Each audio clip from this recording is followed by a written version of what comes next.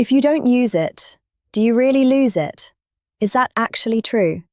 I'm Dr. Rena, a urologist and pelvic surgeon, and I regularly see how much stress this idea creates for my patients.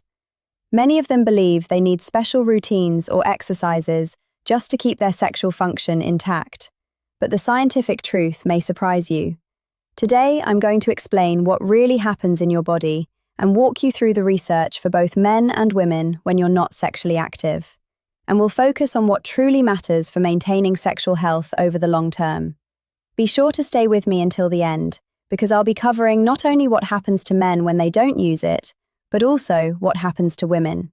Now, a lot of studies suggest that both men and women who are more sexually active tend to have better erectile function, or in women, improved lubrication, increased blood flow, and healthier tissue. But much of this research can be misleading. Why?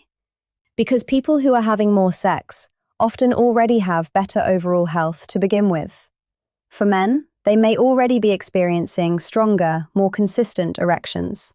For women, they may be dealing with fewer postmenopausal concerns, like dryness, and their tissue health may already be better. So this is exactly where we need to separate fact from myth. Let's begin with men. Research does show that men who stay sexually active may maintain better erectile function as they get older. But think about it carefully.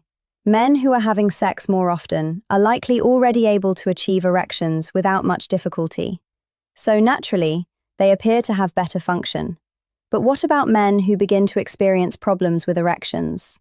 Many of them start avoiding sexual activity because they feel embarrassed or discouraged. They may also hesitate to seek help because it's uncomfortable to talk about. As a result, their sexual activity decreases. But if everything else is equal and you simply don't have the opportunity to have sex, what really happens? Does your erectile function decline? The answer is no. Here's why. During the night, your body actually protects itself. It produces what are called nocturnal erections, typically 3 to 5 of them every night. This happens because the erectile tissue needs a steady supply of oxygen-rich blood to stay flexible, healthy, and able to function properly. However, if you begin to have erection issues, these nighttime erections may decrease, which can mean you no longer wake up with morning erections. And I've actually made a full video about morning erections before, so be sure to take a look at that. But in simple terms, that's often the first signal that blood flow to the penis may not be as strong as it should be. If you're not getting proper blood flow during the night, and you're also not engaging in sexual activity, which naturally brings blood into the area, then over time, something called fibrosis can develop. What that means is, when the tissue isn't being used, small amounts of scar tissue can begin to form within it. As a result, when blood flow does occur, the tissue may not expand the way it once did, either in size or firmness. This is where the idea of use it or lose it starts to have some truth. If there are no erections at all, neither at night nor during the day, then yes, fibrosis or scarring can develop in the penis. Over time, this can lead to shrinkage and make it increasingly difficult to achieve an erection. That's why it's so important to take action early if you notice changes. If your goal is to maintain penile length, girth, and overall sexual function, don't ignore the signs. Speak with a urologist and explore available options for managing erectile dysfunction. Now, another aspect of the use it or lose it idea involves ejaculation frequency. Some research suggests that men who ejaculate more regularly may have a lower association with prostate cancer. One well-known study found that men who ejaculated 21 times or more per month showed a lower link to prostate cancer compared to those who ejaculated only 4 to 7 times monthly. Does this mean that if you don't ejaculate, you'll develop prostate cancer? No, it doesn't. But it does suggest that regular ejaculation might offer certain health benefits, beyond just maintaining erectile function. And finally, regular sexual activity may also play a role in supporting testosterone levels. The relationship works both ways.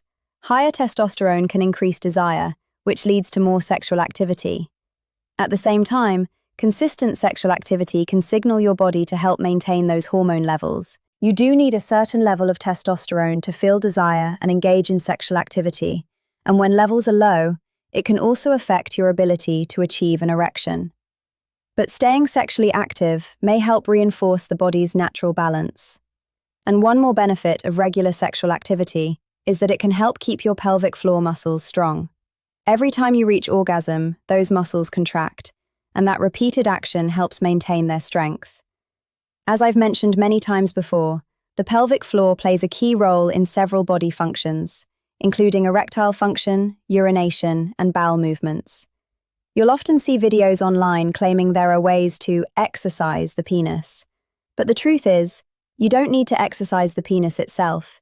You need to take care of your overall body. Good blood flow throughout your entire system is what supports healthy nighttime erections. And to maintain that, you need to keep your cholesterol in check, your blood pressure within a normal range, and avoid conditions like diabetes. These are the three major causes of erection problems related to blood vessel health. In fact, focusing on your overall lifestyle is far more important than relying only on devices like vacuum erection tools or medications to increase blood flow. Regular physical activity, a balanced diet, managing stress, and getting quality sleep all work together to improve circulation and enhance your overall well-being. I can tell you from experience, those patients in their 90s who come to my clinic and say they don't have concerns about erectile function aren't doing anything special. They've simply taken care of their health consistently throughout their lives. Now let's talk about women. Just like in men, some research suggests that regular sexual activity in women may help maintain vaginal elasticity, natural lubrication, and healthy blood flow to the genital area. These women may also experience fewer symptoms such as vaginal dryness or thinning of the tissues. However, just like with the studies in men, there's an important point to consider. Women who remain sexually active are often able to do so because they're not dealing with symptoms that make sex uncomfortable or difficult in the first place. So the first and most important step is this. If you're experiencing vaginal discomfort, dryness, pain, or pain during penetration, it's essential to address it. These issues are very treatable. Options like vaginal estrogen can help improve the thickness of the vaginal tissue, making it more elastic, better lubricated, and more comfortable overall. And vaginal estrogen is considered very safe. It works locally with minimal absorption into the rest of the body, so the risks are quite low. In addition, over-the-counter lubricants and vaginal moisturizers can also provide relief and improve comfort. And if you followed my channel before, you already know that the clitoris functions very similarly to the penis. The tissues are essentially the same. So, much like in men, women also experience about 3 to 5 episodes during the night of what we call tumescence, meaning swelling or increased blood flow to the clitoris. This occurs whether you're sexually active or not, unless something has started to interfere with healthy blood flow reaching the area. Now, this topic hasn't been studied as extensively, but we do know that conditions like high cholesterol, high blood pressure, and diabetes can all reduce blood flow to the genital region. So again, maintaining good overall health is very important. When these conditions are present, that's when the use it or lose it idea can start to apply.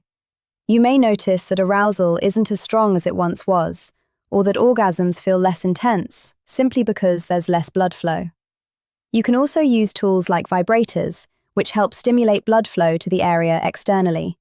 These can be very helpful in improving orgasms and temporarily boosting circulation to the tissues.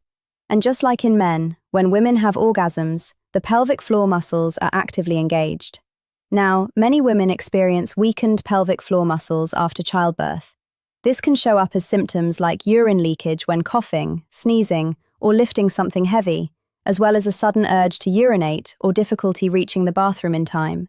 So engaging in sexual activity may help activate and gradually strengthen those muscles. There has even been research comparing Kegel exercises with orgasms to see how each affects pelvic floor strength. You can explore that further if you're interested. What I really want you to understand is this. The idea of use it or lose it is partly true. If you're not experiencing those natural nighttime erections or clitoral engorgement due to underlying health issues, then yes, function can decline. The tissues may receive less blood flow, which over time can lead to scarring and shrinkage. But this does not mean you should force yourself to have sex if you don't want to. That said, Sexual activity can be beneficial in many ways. It can support brain health and may even be linked to longevity. In fact, some studies suggest that people who are more sexually active tend to live longer. I've talked about that before as well. Beyond the physical benefits, there's also the emotional connection. Human connection is incredibly important, and research continues to show that loneliness and lack of close relationships are linked to shorter lifespans. There's something deeply meaningful about sharing connection and pleasure with another person. So the bottom line is simple. Have sex if you enjoy it. Focus on maintaining a healthy lifestyle so your body can support good blood flow and function, allowing you to enjoy that part of life. I hope you found this helpful. If you did, I have one small request. Please consider subscribing to the channel.